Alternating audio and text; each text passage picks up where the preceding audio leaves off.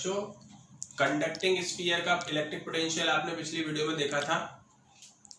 आज का टॉपिक हम आगे बढ़ रहे हैं और देख रहे हैं electric potential due to a uniformly charged non conducting sphere. यहाँ हमने कौन सा स्फीयर लिया आपकी बात, नॉन कंडक्टिंग, और हम क्या फाइंड कर रहे हैं, इलेक्ट्रिक पोटेंशियल। तो नॉन कंडक्टिंग और कंडक्टिंग में क्या डिफरेंस होता है।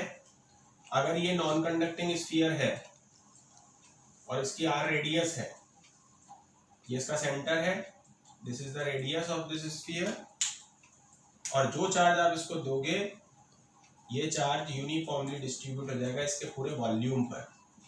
बस ये डिफरेंस होता है और कुछ नहीं। ठीक है, कंडक्टिंग स्फीयर में केवल सरफेस पे चार्ज आता है, नॉन कंडक्टिंग स्फीयर होता है तो पूरे वॉल्यूम पर चार्ज आता है। यहाँ पर हम वही 3 पॉइंट पढ़ेंगे। एक तो small r greater than capital r, जो कि कौन सा पॉइंट होता है, आउटसाइड पॉइंट्स। आउटसाइड अगर पॉइंट होगा मतलब कि यहां बाहर होगा, ये स्फीयर से स्मॉल आर डिस्टेंस पर बाहर की तरफ होगा ये। तो इसके लिए अपन जो फार्मूला यूज करते थे वी का, वो फार्मूला लगेगा infinite to r e dot D r, और यहाँ पर हम ई आउट को लेंगे यूज, क्योंकि हम ये वी आउट निकाल रहे हैं। तो जब आप वी आउट निकालोगे आउटसाइड पॉइंट के लिए, तो आपको इस फॉर्मूले में ई आउट का यूज करना पड़ेगा। इसको आप पहले भी 2 बार देख चुके हो। मैं आपको सिर्फ वैल्यू पुट करूंगा। ई आउट की वैल्यू होती है k Q upon r square r cap dot D r. इसको पूरा सॉल्व करने के बाद आपको वी आउट मिल जाएगा के क्यू अपॉन स्मॉल आर। इसको बार बार अपन सॉल्व नहीं करेंगे, उसका रीजन आपको बताइए, क्योंकि 2 बार ऑलरेडी अलग अलग वीडियोस में हम इनको सॉल्व कर चुके हैं। ये वही डेरिवेशन सेम चलता रहेगा। फर्स्ट इक्वेशन हमारे पास आ जाएगी। सेकंड इक्वेशन अगर हम small r is equal to capital r लेते हैं, यानी कि हम एट द सरफेस की बात करते हैं, ये भी हमने पढ़ रखा है पिछले वीडियोस में।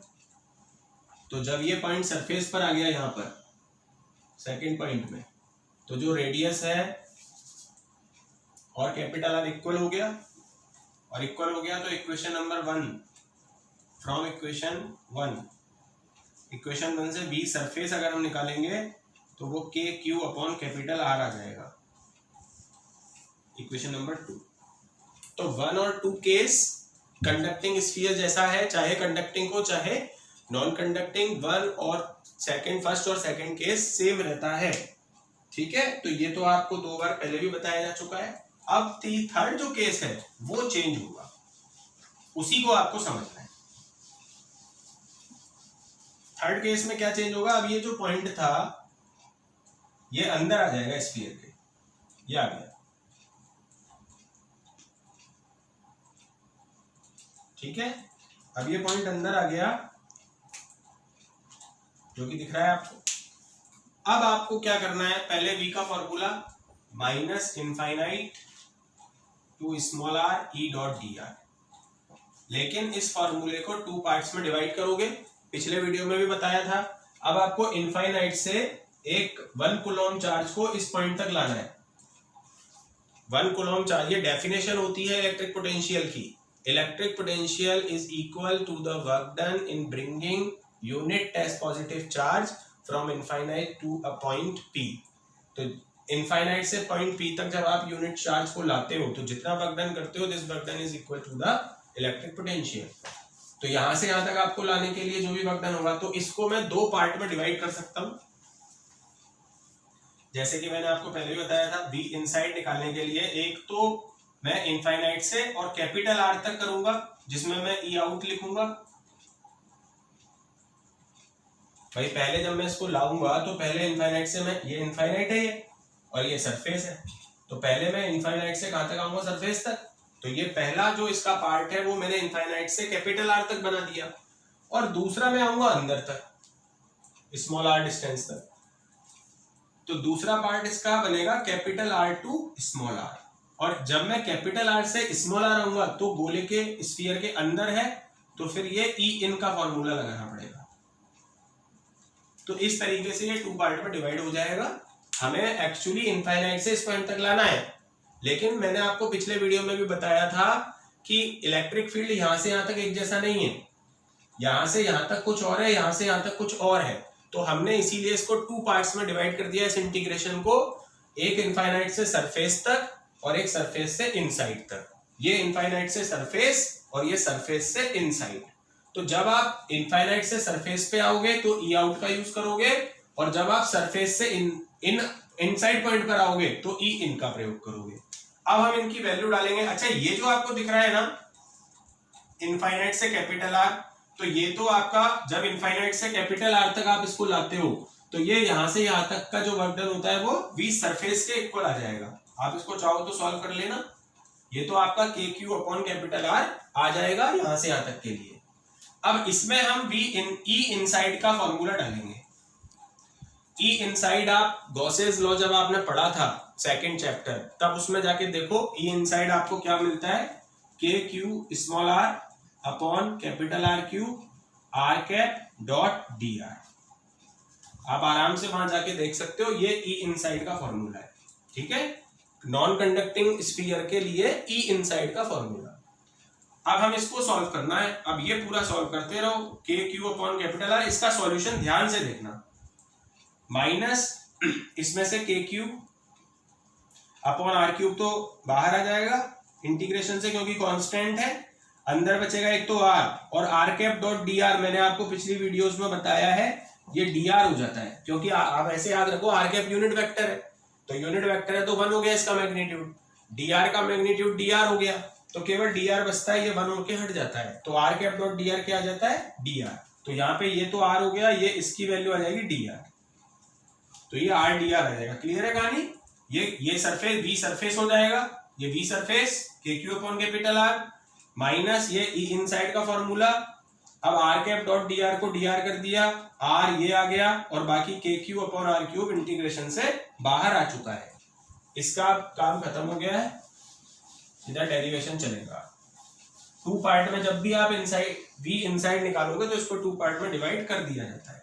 अब आगे की कहानी देखो, V in is equal to के क्यू अपॉन कैपिटल आर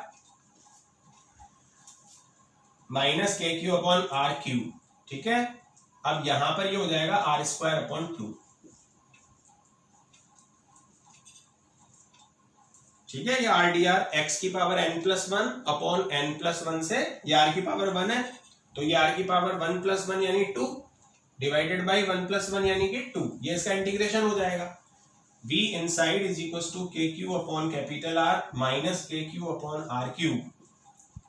पहले अपन अपर लिमिट स्मॉल आर की जगह स्मॉल आर ही पुट करोगे, माइनस स्मॉल आर की जगह कैपिटल आर यूज करोगे, तो ये इसका इंटीग्रेशन की लिमिट सॉल्व हो जाएगी। क्लियर है? इंटीग्रेशन की लिमिट ऐसे ही सॉल्व करते हैं, पहले स्मॉल आर की जगह स्मॉल आर ही रखोगे, फिर माइनस करके स्मॉल आर की जगह कैपिटल आर पुट कर दोगे। अब हम क्या करते हैं, V in is equal to के Q upon capital R minus K Q, ये 1 अपॉन आर क्यूब, ये माइनस 1 अपॉन आर क्यूब जो है इसको अंदर ले जाते हैं, तो ये आर क्यूब को बस इसके साथ लगा दो दोनों में, यहाँ पे भी आर क्यूब लगा दो अपॉन में, आर क्यूब अंदर ले गए हम एक्चुअली, ये जो अपॉन में आर क्यूब है यहाँ से गायब हो गया। क्यों हो गया गायब? क्योंकि ये अंदर चला गया ब्रैकेट के, तो 2 के साथ भी आ गया आर क्यूब और इधर भी आ गया आर क्यूब 2 के साथ। अब ये आर स्क्वायर और ये आर स्क्वायर कट हो जाएगा, तो V in K Q upon capital R minus K Q small R square upon 2 are cube minus 1 upon 2 are.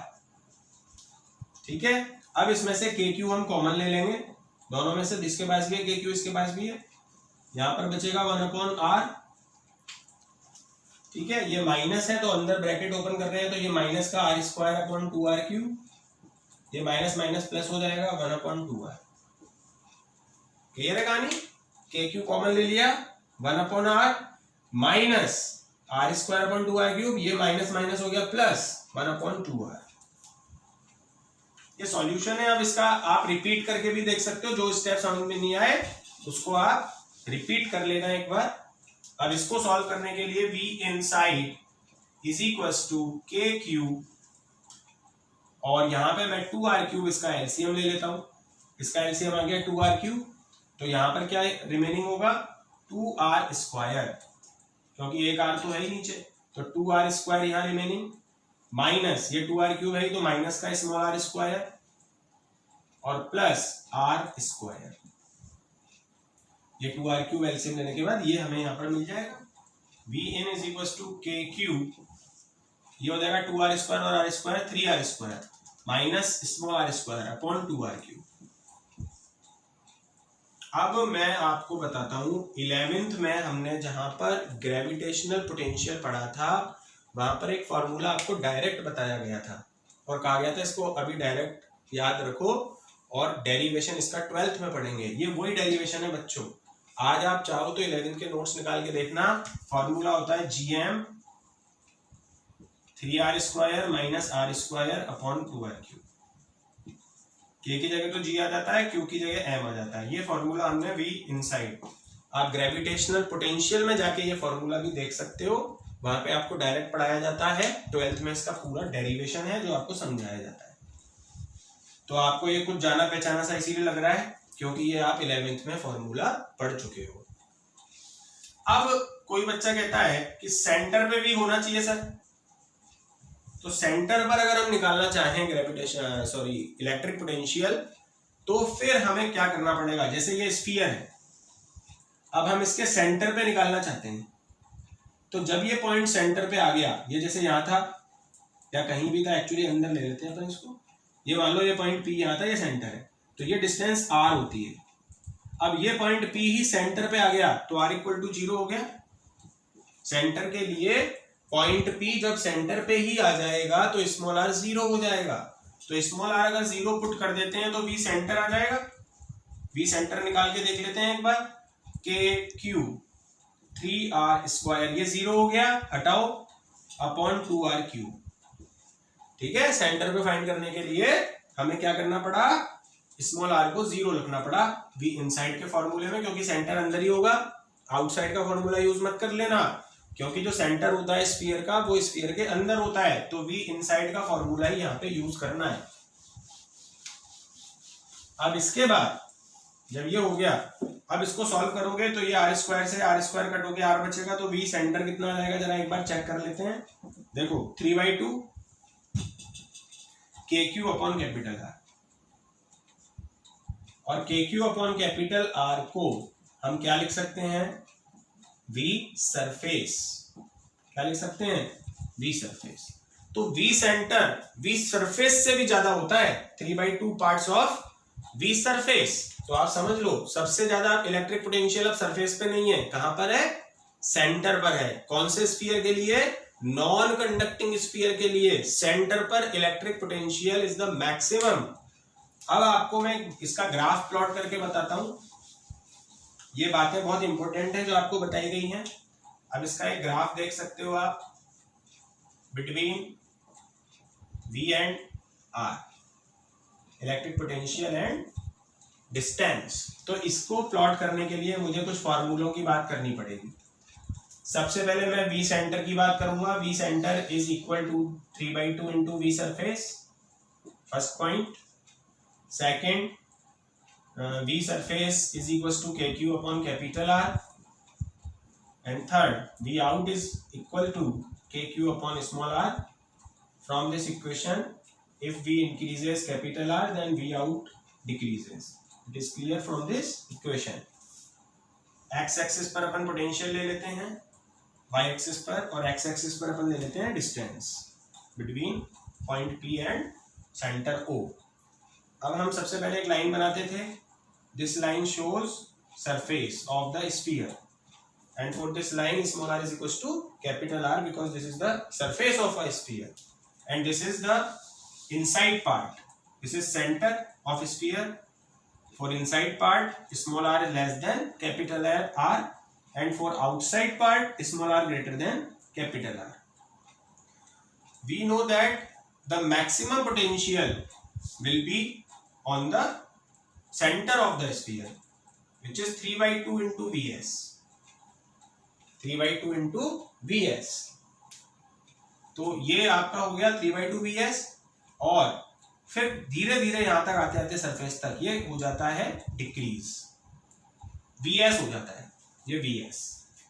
तो यहां से यहां तक का ग्राफ तो आपको ऐसे बनाना है, थोड़ा सा कर्व लेते हुए लाइन आएगी, क्योंकि सेंटर पर मैक्सिमम पोटेंशियल है सरफेस पर उससे थोड़ा कम हो जाता है। This is 3/2vs and this is vs। Outside के लिए v outside is proportional 1/r। This is the relation of outside points. Parabolic graph यहां पर आपको मिल जाएगा v out is proportional 1/r से, जो कि ये लाइन पैरेलल हो जाएंगी, जो कि इनफाइनाइट पर टच होंगी, यानी इनफाइनाइट पर पोटेंशियल जीरो हो जाएगा। तो आपको इस ग्राफ में थोड़ा सा चेंज दिखा। कंडक्टिंग का जो ग्राफ था, कंडक्टिंग स्फीयर का, वो यहां से यहां तक कांस्टेंट रहता है, सेंटर से लेके सरफेस तक कांस्टेंट, और उसके बाद पैराबोलिक। यहां पर सेंटर पर सबसे ज्यादा होता है पोटेंशियल नॉन कंडक्टिंग में, फिर ये vs तक डिक्रीज होता है, फिर ये पैराबोलिक जाता है और इनफाइनाइट पे जाके जीरो हो जाता है। तो ये आपको बहुत अच्छी तरह समझना है पॉइंट। पूरा इस वीडियो को 2-3 बार अच्छी तरह देखना ग्राफ को, और एक एक पॉइंट को कंसेप्चुअली इसमें से समझना। कोई डाउट हो तो कमेंट करके पूछ लेना।